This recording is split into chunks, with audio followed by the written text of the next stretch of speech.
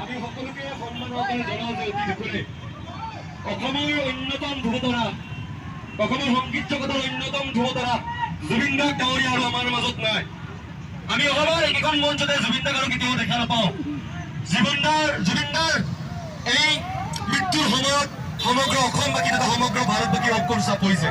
সেয়েহে এই ৰাঁচী থানা তথা দক্ষিণ কামৰূপৰ সমগ্ৰ সচেতন মহলৰ নাগৰিকে ওলাই আহিছে যে আপোনালোকৰ থকা বিভিন্ন দোকান পোহাৰ আমি বন্ধ কৰিবলৈ আমি অনুৰোধ জনাইছোঁ।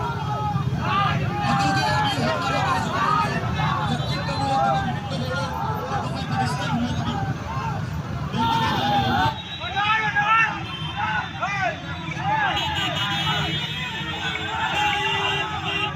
দেহৰ ভৰসা নাই বুজিছানে নাই, দেহৰ ভৰসা নাই বুজিছানে নাই, আজি হাঁহি আছো ক'বতো নোৱাৰো, আজি হাঁহি আছো ক'বতো নোৱাৰো, কালি বাকী আছে হাল কপালতে, কালি বাকী আছে হাল।